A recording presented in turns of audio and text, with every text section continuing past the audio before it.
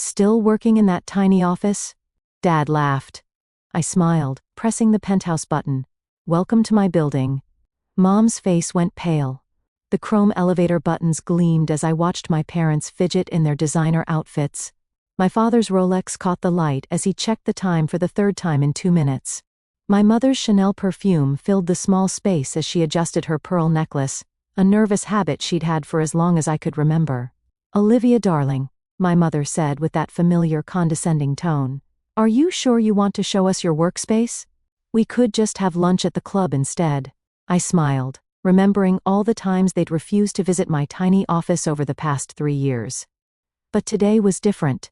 Today they'd practically invited themselves, worried about their precious family reputation, after hearing rumors about my financial struggles from their country club friends. "You'll want to see this, Mom," I assured her, pressing the button marked T for penthouse. "Penthouse?" My father scoffed. "I think you hit the wrong button, sweetheart. Your little tech company surely can't afford." The elevator smoothly ascended the Sterling Tower, one of the most prestigious buildings in the financial district. 3 years ago, when I left my father's investment firm to start my own tech company, they'd been horrified. "Madison & Sons has been our family legacy for generations," Dad had roared.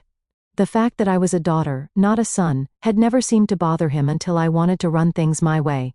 "Remember that startup I told you about?" I asked, watching the 4 numbers climb. "The one you said would never work? That ridiculous AI investment platform?" Dad chuckled. "Don't tell me you're still throwing money at that pipe dream." Mom touched my arm. "Honey, there's still a position waiting for you at the firm. Junior VP, your father says. Much more suitable." The elevator timed at 4:15 where a young executive entered. His eyes widened when he saw me. "Miss Sterling," he exclaimed, "I didn't expect to see you today. The board presentation was incredible yesterday." My parents froze. Mom's hand dropped from my arm. "Thanks, Mike. How's the new trading algorithm performing?" "Revolutionary, ma'am. We've already had calls from 3 major banks wanting to license it." He got off 2 floors later, leaving my parents in stunned silence. I could almost see the wheels turning in their heads. Sterling Tower. "Miss Sterling. Board presentation. Olivia." My father's voice had lost its patronizing edge. "What exactly is going on?" The elevator continued its smooth ascent. "Remember when I said I had an idea that would change the investment industry?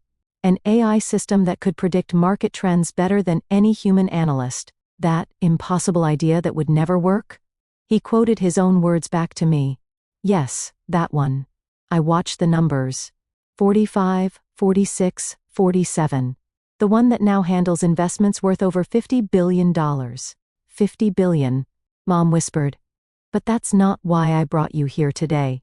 I continued as the elevator approached the top floor. "You see, when my company took off, I needed a suitable headquarters. And this building, well." The elevator timed one final time. "Let's just say I got a good deal when I bought it."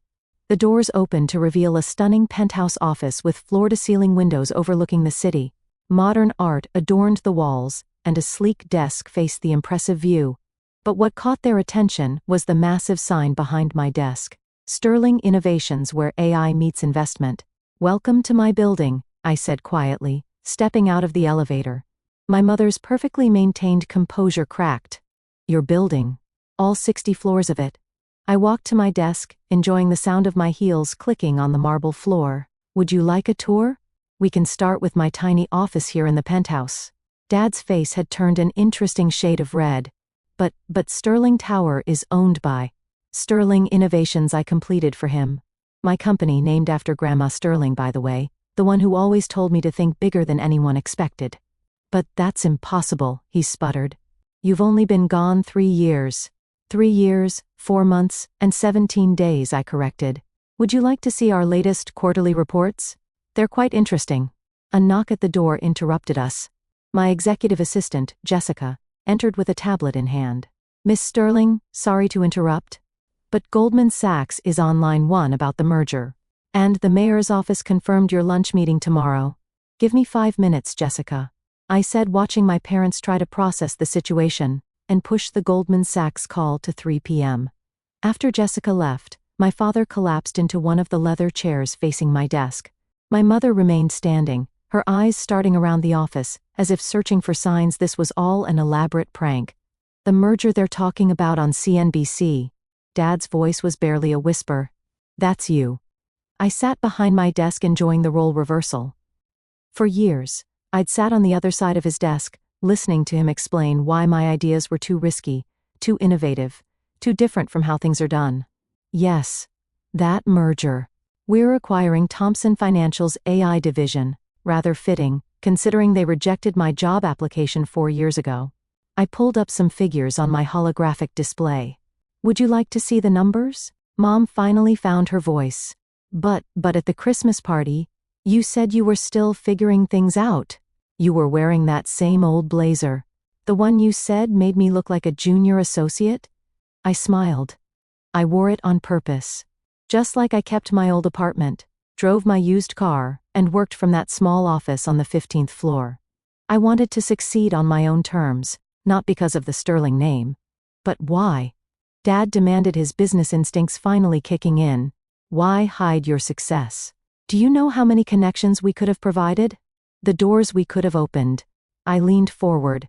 That's exactly why, Dad. Every door at Madison & Sons was opened by you. Every client came through your connections. I wanted to build something that was entirely mine. But surely after the first year when you started succeeding, Mom trailed off. You mean when I started really succeeding? I stood up and walked to the window. Let me tell you what happened a year into my venture. Our AI made its first major market prediction. A shift nobody else saw coming. We made our initial investors a 500% return in 1 week. I turned back to face them. That same week I overheard you at the club, telling the Hamiltons how worried you were about my failed experiment. How I'd come crawling back to the firm eventually. Dad had the grace to look embarrassed. We were concerned. No, I cut him off. You were embarrassed. Your daughter, the Harvard Business School graduate, was playing with computers instead of following the family path. So I decided to keep playing my role as your unsuccessful child, while building something revolutionary. I pressed a button, and the wall of screens behind me lit up, displaying real-time market data, AI predictions, and global investment flows. Our AI doesn't just predict markets, it understands them. It sees patterns humans can't comprehend.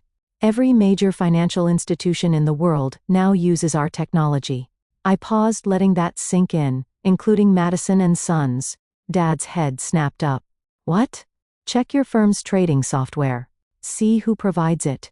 I enjoyed watching him fumble for his phone. You've actually been using my technology for the past year. Your recent record profits? You're welcome. That's impossible, he muttered, but his face told me he was already connecting the dots. The Sterling algorithm. That's named after me, yes. Your chief technology officer was quite impressed when he found out who he'd been dealing with.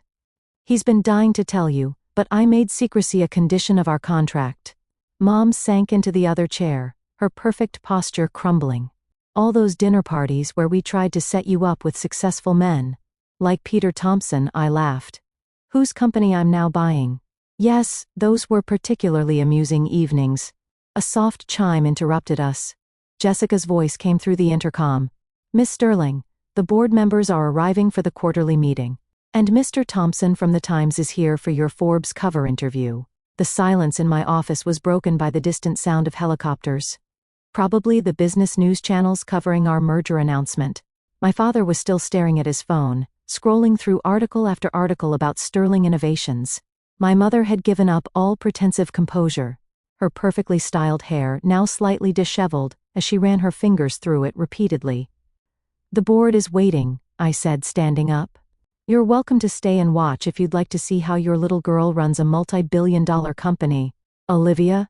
Dad's voice cracked. The market capitalization of your company. It's larger than Madison & Sons. 10 times larger, actually, I corrected him. As of this morning's trading, the boardroom doors opened, revealing a stunning view of the city skyline and a table full of the most powerful people in finance. My parents followed me in, looking shell-shocked as CEOs and financial leaders greeted me with respect and deference. Ladies and gentlemen, I addressed the room. You might recognize my guests. Robert and Diana Sterling of Madison & Sons. They're here to observe. I caught several knowing smiles around the table. My secret had been well kept in high society, but within the financial world my identity had been known for months. Now regarding the Thompson acquisition. For the next hour, my parents watched in stunned silence as I led discussions about billion-dollar decisions, technological innovations, and global market strategy. Their daughter, who they thought needed career guidance, was directing the future of global finance. As the board members filed out congratulating me on the merger, my father finally spoke up. "Why didn't you tell us?" he asked softly. "All this time we thought." "You thought what you wanted to think," I replied, gathering my papers. "That a woman couldn't succeed in finance without following the traditional path. That innovation was too risky. That AI was just a trend. We were wrong," Mom whispered. "So terribly wrong. The funny thing is," I continued walking to the window, "I tried to tell you. Remember that dinner 3 years ago? I explained how AI could revolutionize investment banking. You both laughed and changed the subject to the Hamilton Sons' new partnership." "I remember," Dad admitted. "I didn't understand half of what you were saying." "No, you didn't try to understand. There's a difference." The intercom buzzed. "Ms. Sterling, the Times interview." "Give me a moment, Jessica." I turned to my parents. "I have a cover interview to do. But before you go, there's something else you should know." I handed them a folder. Inside was an offer to buy Madison and Sons. Buying our company. Dad's hands trembled as he read the documents. "Offering to market value plus 20%. Your choice." I straightened my jacket. "You can either join Sterling Innovations as a subsidiary, modernize with our technology and thrive, or continue competing against us with outdated methods." "You'd buy your own father's company?" Mom gasped. "Business isn't personal, remember? Isn't that what you always taught me, Dad?" He looked up from the papers and for the first time I saw something new in his eyes. "Respect. When do you need an answer?" he asked, sounding more like a businessman than a father. "Take your time. We can discuss it over dinner. At my penthouse apartment in the building next door. The one you never visited because you thought I couldn't afford decent housing." My mother's eyes widened again. "You own that building too?" "Among others." I smiled. "Amazing what you can buy when your AI predicts market trends with 99.9% accuracy." Jessica appeared at the door. "The photographer is ready, Miss Sterling." "Coming." I turned to my parents. "The choice is yours. Join the future I'm building or stay in the past. Either way, I've proven what I set out to prove. That success doesn't have to follow the expected path." As they walked to the elevator still clutching the folder, my father paused. "That Christmas party," he said, "when you were wearing the old blazer, you had already bought this building, hadn't you?" "Yes, I signed the papers that morning." He shook his head, a mixture of amazement and regret crossing his face. "We've missed so much of your journey." "You did," I agreed. "But maybe now you can be part of what comes next." As the elevator doors closed on their stunned faces, I straightened my shoulders and headed to the photo shoot. Tomorrow's headlines would reveal my success to the world. But today's revelation to my parents felt more significant somehow. Sometimes the biggest success isn't in the billions you make or the buildings you own, but in the moments when those who doubted you finally see you for who you really are. As I posed for what would become the cover of Forbes, I smiled thinking of my tiny first office on the 15th floor. I still keep it unchanged as a reminder that every empire starts with a single room and a dream that others call impossible.